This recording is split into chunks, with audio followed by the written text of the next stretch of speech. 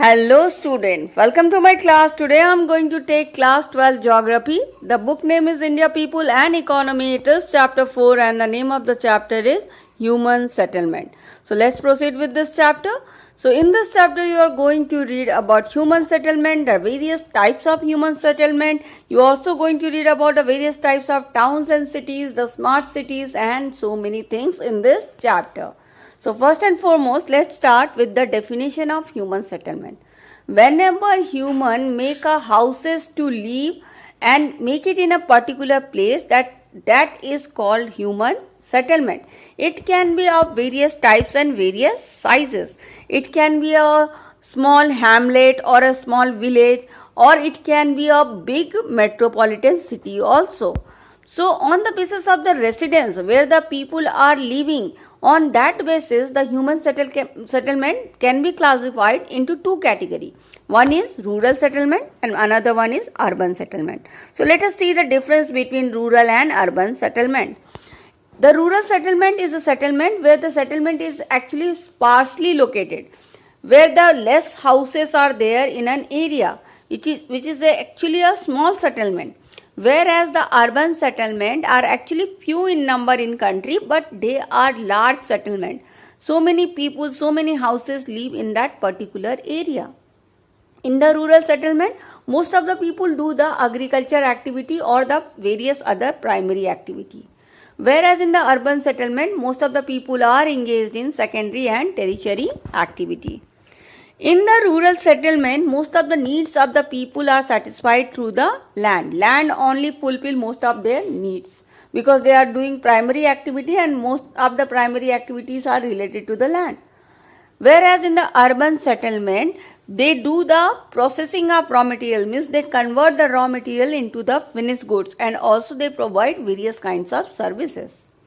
The rural settlement provide the food, they provide the raw material to the industry, and all these things, the providing of foods and raw material are done by the network of transport and communication.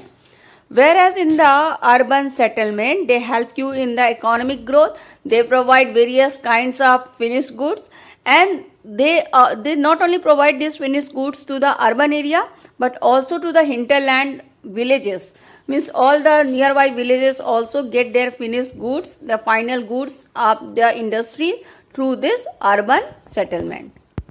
The another difference between rural and urban settlement is that the social relationship outlook and attitude of rural area is quite different from the urban area. In the rural area, the people are less mobile, they have a simple living and they have an intense relationship, means they are very close to each other, they know each and everything about each other.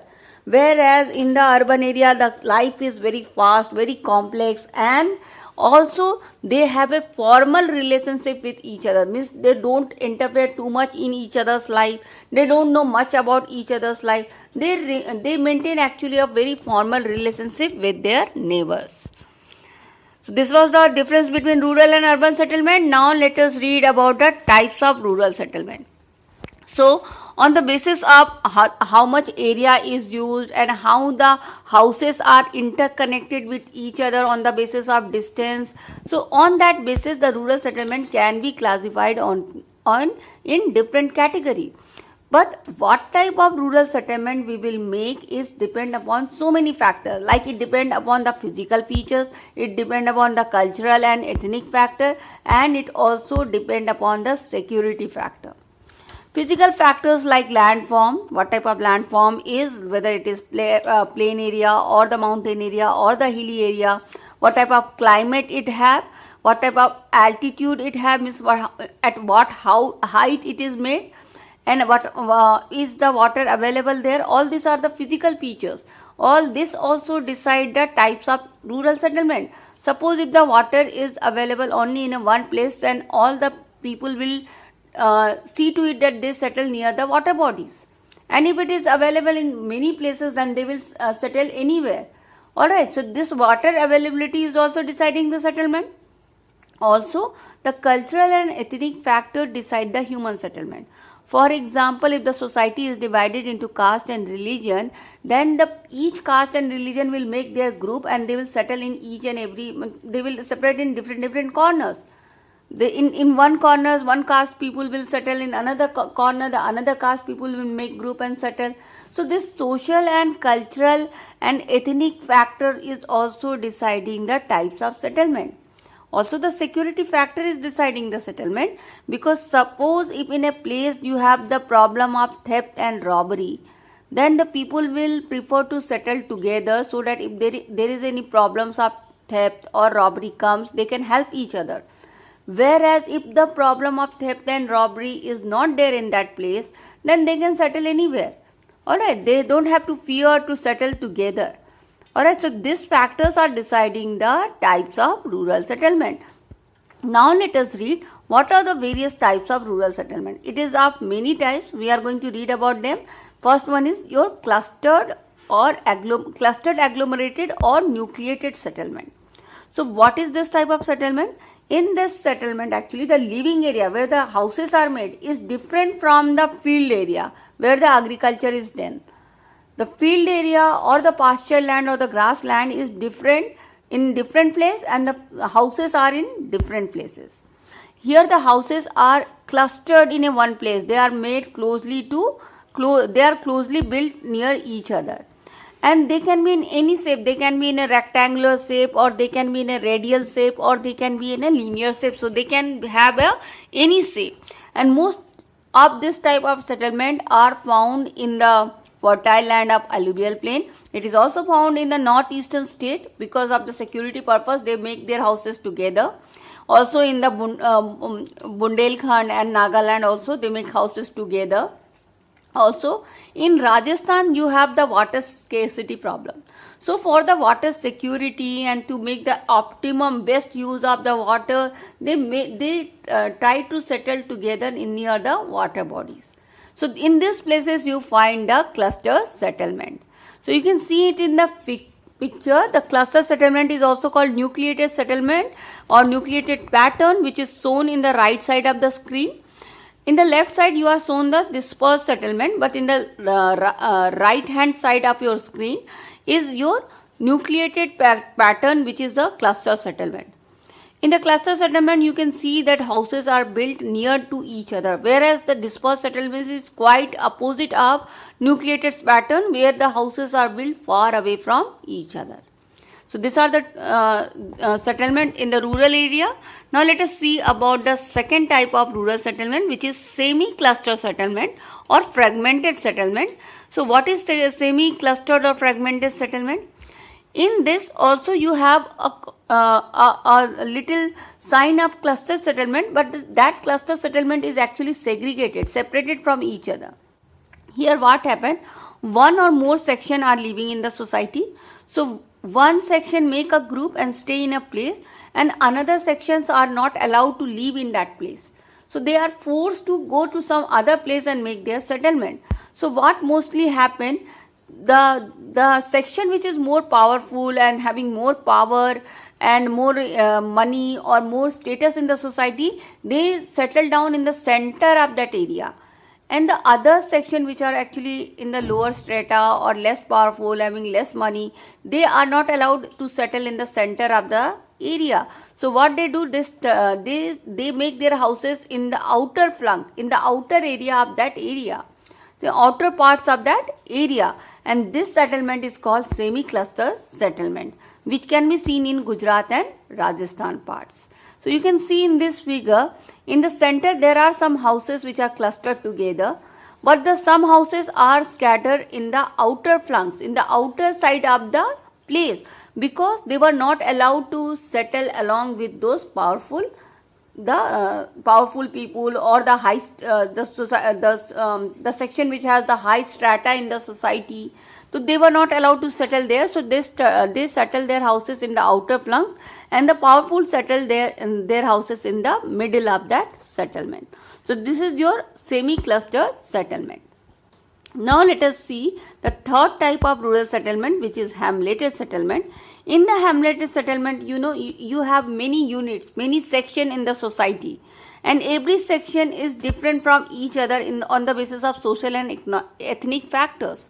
And what happened, they make their houses, they make one group, and they make their houses in patches, one section is making houses in one corner, another section is making houses in another section, another section is making houses in another corner.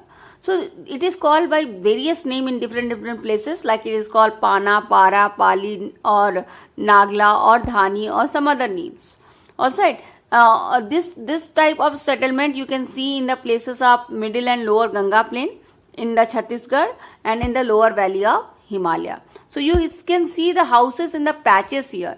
You see the one group of houses in the middle. Another groups of houses are one is on in all the four section. You have the different group of houses. In the fourth section I have only made 2 houses, but you can make 10 houses or 11 houses also, like this. Its number is not fixed. You can make any number of houses, but you have to show the houses in the different corners. So this is your hamleted settlement. So whenever you are asked to define the settlement, I recommend you to draw the drawing also. That will add value to your answer, and it will make your answer more attractive, and you will get more marks because of that. Now let us see the fourth type of rural settlement, and that is your dispersed settlement or isolated settlement. In this settlement, what happened? One isolated hut or hamlet. You can see hamlet is a few huts in a place. So you can see some isolated huts in that area. It is found mostly in the remote jungles and the small hills, where houses are so much separated from each other. They are far away from each other, and actually they make their houses near their agriculture field, near their pasture or the grassland only. So they make their houses in their own field itself. You can see this type of settlement in Uttarakhand, Himachal Pradesh, and Kerala. So here in the left hand side you can see the dispersed settlement, where the houses are built so much far away from each other. Whereas the nucleated pattern, which I told you in the beginning, is quite opposite of the dispersed settlement, where the houses are together.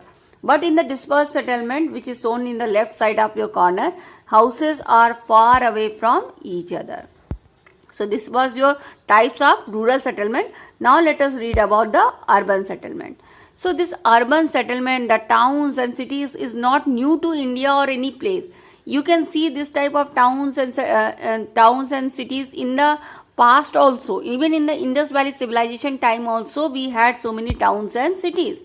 Like in the towns can be classified into 3 categories on the basis of time period. Like you have the ancient town. What are the ancient towns? The towns which have their historical background in the ancient period. They have some religious or cultural value to that related to that town. That is called your ancient town. For example, the Banarsi, the Prayag, the Patliputra, Madurai are the example of ancient town. Today they are town and they develop in the ancient period itself, and they have so much of cultural and religious importance that still they are considered as town. Also, we have the medieval town also. In medieval period also, there were so many towns, and 100 of them are existing even today, and they have their roots in the medieval period. Most of them are actually the headquarters of principalities or the kingdoms. So mostly they work as a headquarter earlier, and some of them also act as a fort towns. Fort towns means the towns where the killas are made for the protection of the kings. So they are mostly the headquarters or the fort towns, and they are mostly made on the ruins of the ancient town. Means when the ancient town got destroyed, these towns were being made. The example of such towns are Delhi, Hyderabad, Lucknow, Jaipur, Agra, and Nagpur. So these are some of the examples of the towns developed in the medieval period as a fort town or as a headquarters.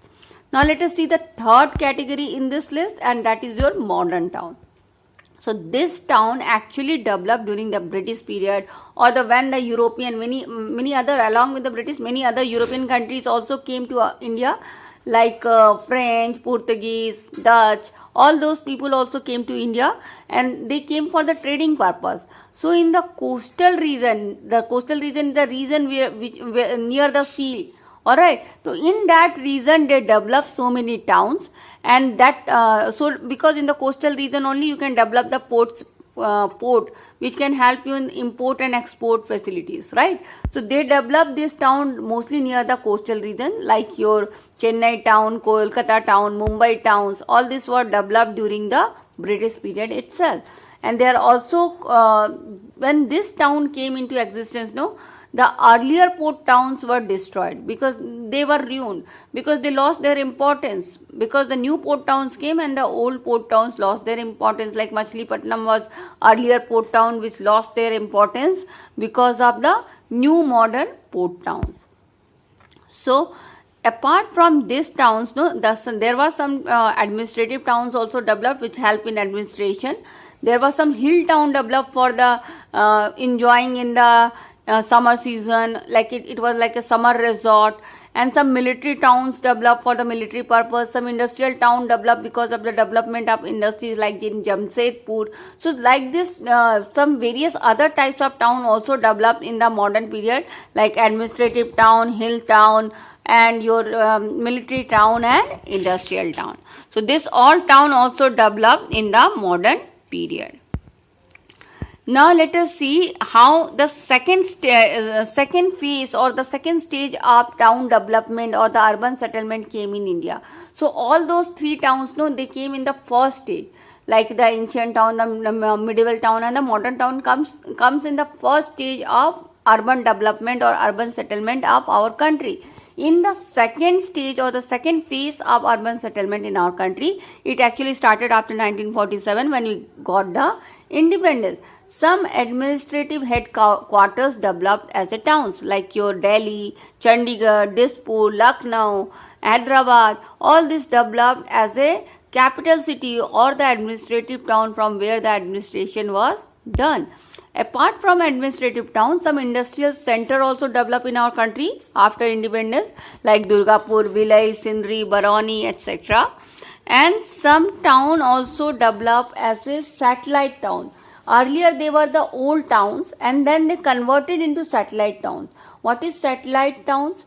Satellite towns are actually the small towns and cities near the big metropolitan cities or the big mega cities. Alright, so when the towns are there near the big metropolitan cities, they are actually called as satellite towns. For example, near Delhi you have the Ghaziabad, Rohtak, Gurugram, etc. as a satellite towns of Delhi.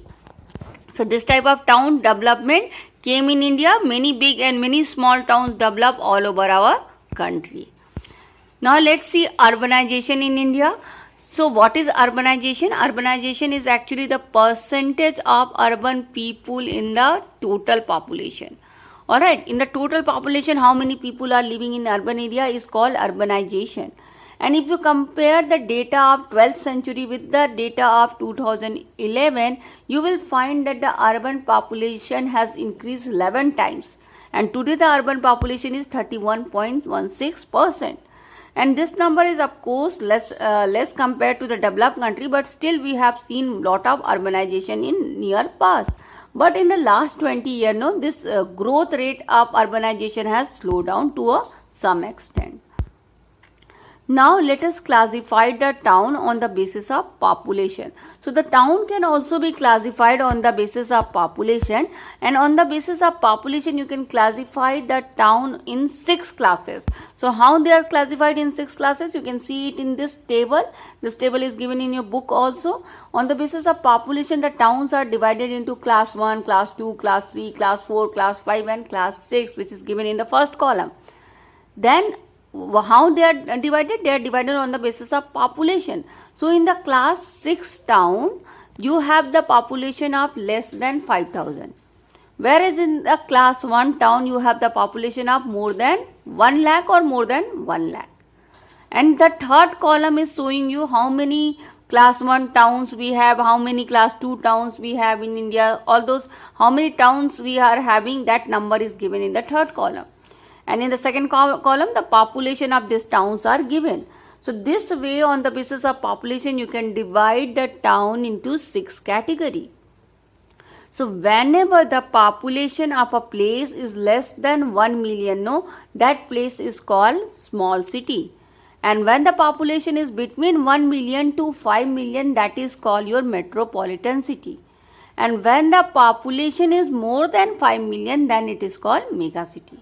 So if it is less than 1 million, it is a small town. If it is between 1 to 5, it is metropolitan city. And if it is more than 5 million, then it is a mega city. So this way you can classify the towns and city on the basis of population. Now let us see about urban agglomeration. So all this metropolitan and the mega cities are actually urban agglomeration. So many urban area from nearby area has joined the city and led to the formation of urban agglomeration. So what are the things consist in this? So many towns and some towns and adjoining urban outgrowth in the nearby the urban area, you can see so much of outgrowth. They also turn like a urban area itself. So all the urban outgrowth and a town when join this city, this outgrowth can be in a form of a campus or in can be form of a railway colony or any such things. So they join and they make a urban agglomeration. Second thing which are included are 2 or more contiguous towns are included in this along with or without their outgrowth. So when 2 or more contiguous towns are included in the city, they make a urban agglomeration. Also sometimes the city with 1 or more adjoining town along with its outgrowth join it. So revenue collection come under this type of towns and villages. Alright. So this is your urban agglomeration.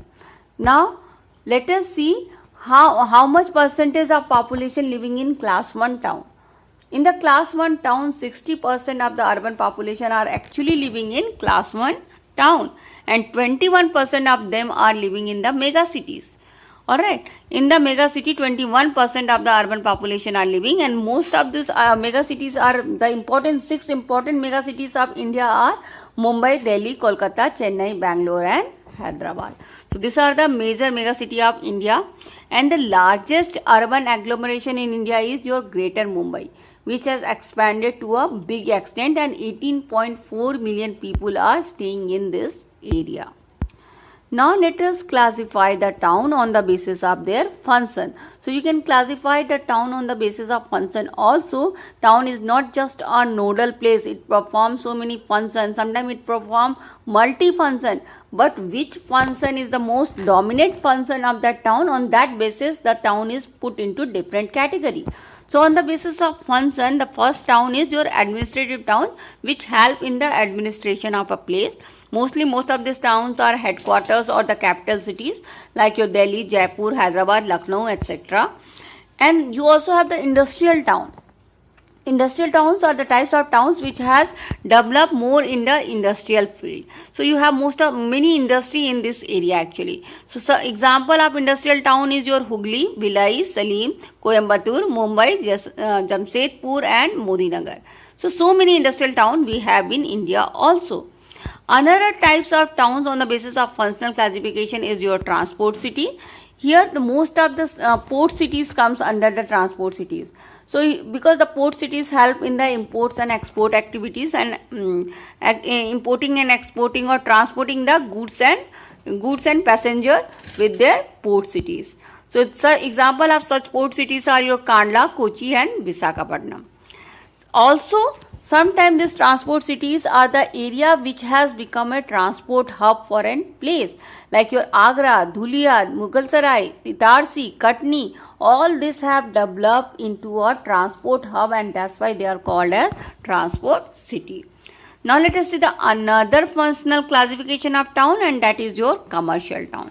So you on the basis of function you can also classify the town as a commercial town, which is mostly used for trade and commerce like your Kolkata, Satna, Saharanpur, etc. You also have some mining town which are rich in mineral area, and most of the mining activities are done in this area. Like you have the Raniganj, Jhadia, Digboi, Ankateshwar, Singaroli, etc. So many mining town also we have in our country. Apart from this, we also have the garrison cantonment town. So many garrison town have developed in our country. It is done for the security purpose, and mostly the armed force and the troops stay in this garrison cantonment town. The example of such town is your Babina, Ambala, Jalandhar and Udhampur, etc. You also have some educational town in our country, which is a good educational center. You have the campus and university in these places like your Roorkee, Varanasi, Aligarh, Vilani, Allahabad. All these places have developed into a good educational center or the educational town. The another classification on the basis of your function is your religious or cultural town. So these places is actually having some religious importance or the cultural importance. The example of such towns are your Pushkar, Tirupati, Kurukshetra, Ajmer, Madurai, etc. You also have some tourist town which is actually the tourist destination, and tourists are attracted to this place, and most of the tourists go and visit these places. So example of tourist towns can be your Panchamani, Jodhpur, Udagamandalam. Udagamandalam is also called your Ooty, Mount Abu, and so many tourist towns also we have in our country. And these towns are actually performing this function, but it's not their permanent function. They can change their function also, and sometimes they do the multi functions also. One town is doing 2 functions or 3 functions, so multi function also you can see in the towns also. So these are the various types of town classification on the basis of function. Now let us see the last concept of this chapter, and that is your smart city. So nowadays the mission of Indian government and everybody believe that the city should become smart, and it has become a mission to promote the smart city in every area. So what is smart city? A smart city is a city which have the infrastructure, which have good environment, which give decent life to their people, which supply cheap services to the people, which uses less resources, not more resources are wasted here, and which also are less vulnerable to the disasters. And such smart cities are actually the model, they are the lighthouse, they are inspiration, and they inspire the other towns and cities to become the smart cities like them. So these are actually the model towns and lighthouse for all the cities. And nowadays all the cities are trying to turn into a smart city. So that's all in your chapter. I hope you understand this chapter. If you understand this chapter, student, please like, share and subscribe and please social view. Thanks for watching, student, and happy learning.